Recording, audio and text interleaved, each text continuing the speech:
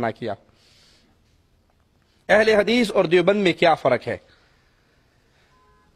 اہل حدیث اور علماء دیوبند کے عقائد میں بنیادی فرق اللہ کی وحدانیت اور عقیدہ توحید پر ہے۔ اہل الحدیث عقیدہ وحدت الوجود کو کفر کا عقیدہ مانتے ہیں۔ وحدت الوجود یہ صوفیاء کا ایک عقیدہ ہے کہ نعوذ باللہ کائنات میں جو کچھ ہے وہ اللہ کی مختلف صورتیں ہیں۔ اللہ تعالیٰ کے بارے میں ایک من گھڑت موضوع روایت صوفیاء پیش کرتے ہیں، کنتو کنزن مخفین، کہ میں چھپا ہوا خزانہ تھا، پھر میں نے اپنا آپ ظاہر کرنا چاہا، اب دنیا میں جو کچھ ہے وہ میری ہی صورتیں ہیں۔ یہی عقائد تقریباً تمام علماء دیوبند کے ہیں۔ یہ عقیدہ کفر کا عقیدہ ہے۔ علامہ صالح الفوزان حافظہ اللہ وہ فرماتے ہیں یہود و نصارہ کے کفر سے بڑا کفر عقیدہ وحدت الوجود کا عقیدہ ہے۔ نصارہ نے عیسیٰ اور اللہ ان دو کو الہ مانا، عیسیٰ کو اللہ کا بیٹا مانا۔ یہود نے عزیر کو اللہ کا بیٹا مانا، کوئی دو الہ کا قائل ہوا، کوئی تین الہ کا قائل ہوا۔ عقیدہ وحدت الوجود یہ ہے کہ کائنات میں جو کچھ ہے نعوذ باللہ وہ اللہ ہی کی مختلف صورتیں اور شکلیں ہیں۔ تو یہ کفر اتنا بڑا کفر ہے کہ تاریخ میں اس کفر کی مثال کسی اور جگہ سے نہیں ملتی۔ لہذا سب سے بنیادی اختلاف اللہ کی وحدانیت پر ہے، عقیدہ توحید پر ہے۔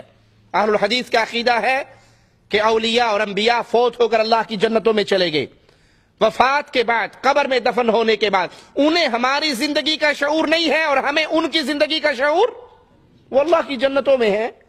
انبیاء کی قبریں مٹی پر اللہ نے انبیاء کے پیارے جسموں کو حرام کر دیا ہے۔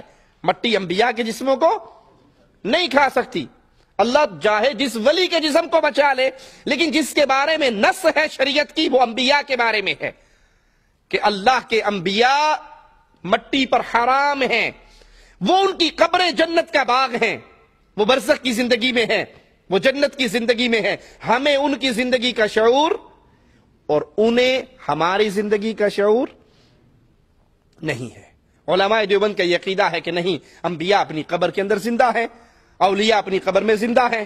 فضائل اعمال، فضائل صدقات، فضائل حج یہ بھرے پڑے ہیں اس قسم کے واقعات سے۔ کسی نے اللہ کے نبی صلی اللہ علیہ وسلم کی قبر پہ جا کر سلام کہا، آپ کا ہاتھ چومنا چاہتا ہوں، تو اللہ کے نبی کا ہاتھ باہر نکلا۔ کسی نے روٹی مانگی تو اللہ کے نبی نے روٹی دے دی۔ کسی کی ماں بیمار ہو گئی تو اللہ کے نبی صلی اللہ علیہ وسلم نے باہر آ کر اس کی ماں کے پیٹ پہ ہاتھ پھیر دیا۔ اس سے یہ عقیدہ پیش کرتے ہیں کہ نبی المہند علی المفند کے اندر علماء دیوبند کا عقیدہ ہے کہ انبیاء اپنی قبر میں دنیا کی زندگی کے ساتھ زندہ ہیں۔